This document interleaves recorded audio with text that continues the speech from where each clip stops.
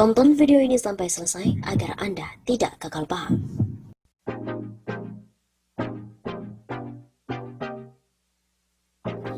Kali ini pun tak bisa dibantah bahwa Wakil Ketua MPR mengatakan RUU HIP yang usul adalah fraksi PDIP.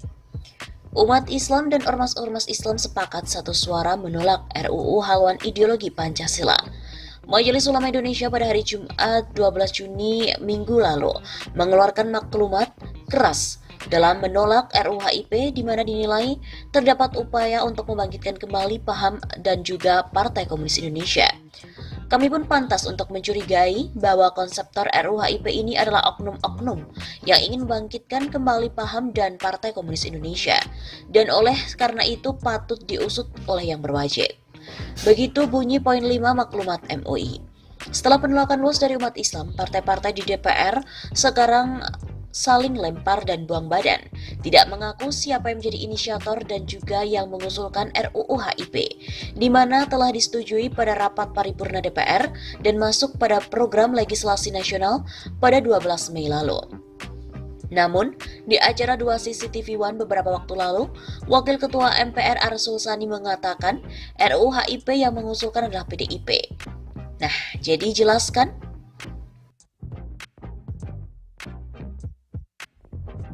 Di lain pihak, politikus PDIP juga telah menyebutkan bahwa RUU HIP ini sangat mulia.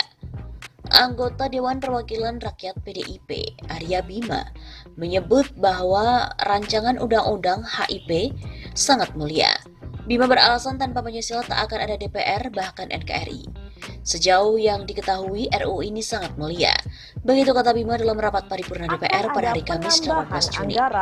Bima pun juga mengatakan Pancasila bukan hanya ideologi yang statis, melainkan dinamis. Menurutnya, Pancasila juga merupakan jawaban untuk tantangan globalisasi, industri 4.0 dan teknologi, serta harus menjawab kemajuan zaman yang penuh dengan kompleksitas. Inti dari RUU itu niat baik agar Pancasila tetap relevan di tengah perkembangan dunia, teknologi, peradaban global, dan era ideologi. Itu yang saya kira penting. Begitu ujarnya. Bima juga menilai jika ada tafsir-tafsir lain terhadap RUU HIP, dia menyebut hal itu merupakan dinamika seperti halnya ketika para pendiri bangsa merumuskan Pancasila, baik pada 1 Juni 1945 maupun 18 Agustus 1945. Menurut Bima, bangsa Indonesia terbiasa berbeda pendapat, sehingga akhirnya mengambil konsensus. Maka dari itu, dia pun mengajak koleganya di DPR untuk terus bernegosiasi terkait RUU HIP itu. Saya kira kita harus membuka mata dan telinga untuk bersama-sama berdinamika, mengambil proses negosiasi dan konsensus. Pemerintah sebelumnya telah meminta agar pembahasan RUU HIP ditunda. Ada juga sejumlah pihak yang mendesak RUU dibatalkan lantaran dinilai tidak urgen untuk dibahas, seperti fraksi PKS DPR, pimpinan Pusat Muhammadiyah hingga pengurus besar Nahdlatul Ulama. Selain itu, pengamat pun juga mengatakan sejak PDIP berkuasa, aroma PKI pun sangat terasa. Ada aroma PKI, Partai Komunis Indonesia, sejak PDIP berkuasa pada tahun 2014 melalui Presiden Joko Widodo. Karena itu tak heran kalau sejak PDIP kembali berkuasa pada 2014 melalui Jokowi, aroma PKI sangat terasa. Begitu kata pengamat kebijakan publik Amir Hamzah kepada redaksi Suara Nasional pada hari Rabu 24 Juni. Kata Amir Hamzah, aroma PKI terlihat adanya saat serangan terhadap umat Islam dan julukan kadal gurun atau kadrun oleh pendukung penguasa terhadap umat Islam yang berseberangan dengan pemerintah. Julukan kadrun dulu digunakan oleh tokoh-tokoh PKI untuk menjuluki orang Arab yang ada di Indonesia. Selain itu, ia juga meminta aparat polisi menundak partai politik di Indonesia yang menjalin kerjasama dengan Partai Komunis Cina. Amir Hamzah mencurigai terbitnya rancangan undang-undang HIP tidak bisa dilepaskan adanya kerjasama dari partai politik di Indonesia dengan Partai Komunis Cina.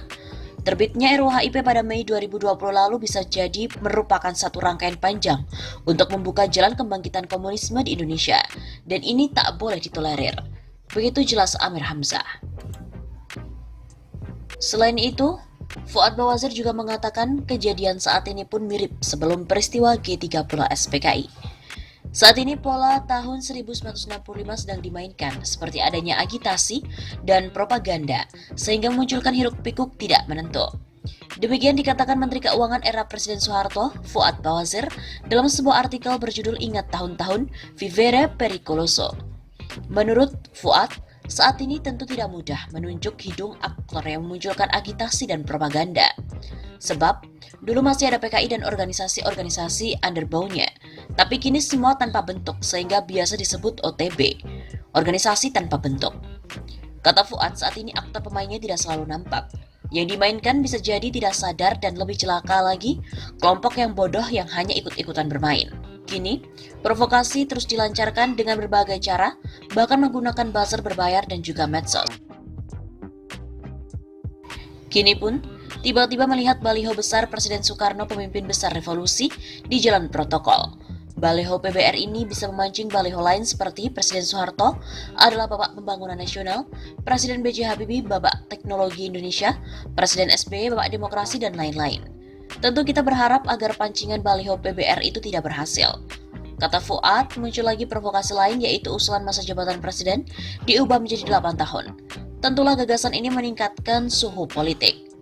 Sekali lagi bukan untuk mengusut siapa aktor atau provokator ataupun agitator, tapi sudah dapat diduga kegiatan yang tidak produktif ini akan terus berlanjut, sehingga pemerintah menjadi semakin sulit untuk mengatasi masalah ekonomi.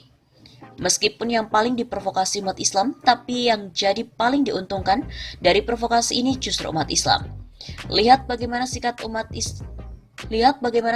Islam yang bulat bersatu untuk menghadapi RUU HIP, baik MUI, NU, Muhammadiyah, HMI, IJMI, FPI, dan lain-lain. Mereka pun solid untuk menolak Pancasila yang sedang diobok-obok. Dan kejadian sekarang mirip-mirip dengan suasana sebelum peristiwa G30 SPKI ini. Bertepatan pula dengan pemerintah pusat yang sedang mempunyai hubungan mesra dengan pemerintah Cina. Begitu pungkasnya.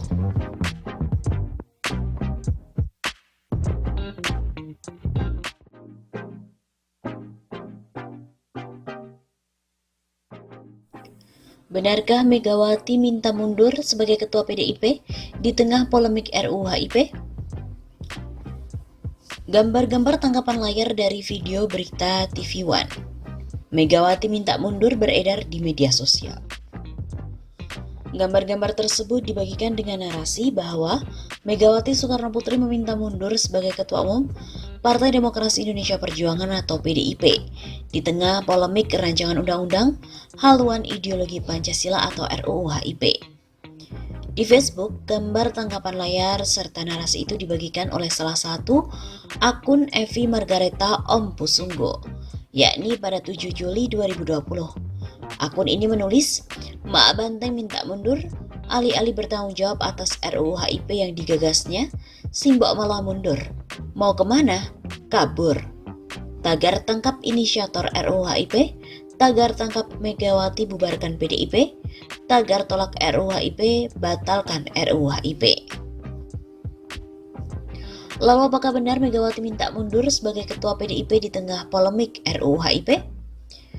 Untuk memverifikasi klaim tersebut, redaksi tim Cek Fakta Tempo mula-mula menelusuri video berita dari TV One yang berjudul Megawati minta mundur di YouTube.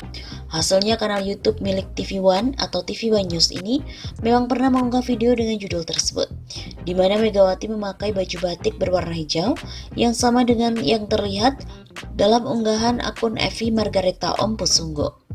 Namun, video itu merupakan video pada tanggal 16 November 2018, jauh sebelum munculnya polemik RUU HIP. Dalam video yang berdurasi sekitar 3 menit itu, disebutkan bahwa Megawati menyatakan keinginannya untuk mundur sebagai ketua PDIP saat pembekalan calon anggota legislatif atau caleg PDIP pada 15 November 2018. Alasannya, usia Megawati sudah tidak muda lagi dan saat ini ia juga bertugas sebagai Ketua Dewan Pengarah Badan Pembinaan Ideologi Pancasila atau BPIP. Kalau dilihat-lihat, perjalanan politik saya sudah lama. Saya menjadi ketua umum partai yang sekarang paling senior sudah sekian lama, belum diganti-ganti. Padahal saya sudah berharap untuk diganti karena akibat umur saya yang plus 17. Tapi hari ini juga akan ditambahi tugas untuk pembinaan ideologi Pancasila, kata Megawati dalam video tersebut. Keinginan Megawati untuk tidak lagi menjabat sebagai ketua PDIP ini juga pernah diberitakan oleh redaksi Republika pada 17 November 2018. Menurut Sekretaris Jenderal PDIP, Hasto Kristianto, soal diganti atau tidaknya Megawati akan ditentukan lewat keputusan Kongres. Ya, tergantung arus bawah. Menurut saya ketika keputusan Kongres menghendaki Ibu Mega menjadi ketum. Ujar Hasto pada 16 November 2018. Megawati menjabat sebagai ketua PDIP sejak partai tersebut masih bernama PDI pada tahun 1993. Kursinya sempat digoyang oleh Suryadi lewat Kongres Luar Biasa PDI pada tahun 1996. Namun Megawati tidak menerima hasil Kongres tersebut dan akhirnya PDI di bawah kepemimpinannya berubah nama menjadi PDIP. Sejak saat itu kursi Megawati tidak pernah goyah. Dalam Kongres PDIP pada tahun 2015 di Bali pun Megawati juga masih terpilih secara aklamasi. Hasto menyebut panjangnya masa jabatan yang disandang Megawati sebagai sebuah dedikasi. Dia mengatakan terpilihnya kembali Megawati juga melalui Kongres, bukan karena orang per orang, apalagi karena ambisi. Menurut Hasto, sulit bagi putri Presiden Indonesia pertama ini untuk turun tahta. Dia mengatakan Megawati masih mendapat dukungan dan akan mendapatkan dukungan yang sangat kuat dari bawah. Isu bahwa Megawati mundur sebagai ketua PDIP di tengah polemik RUU-HIP juga telah diverifikasi oleh masyarakat anti fitnah Indonesia. Menurut laporan Mavindo di situsnya, video yang digunakan untuk menyebarkan isu tersebut merupakan video berita TV One pada tahun 2018.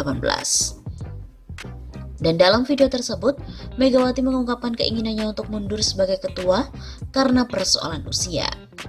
Berdasarkan pemeriksaan fakta tadi, klaim bahwa Megawati minta mundur sebagai ketua PDIP di tengah polemik RUU-HIP adalah menyesatkan.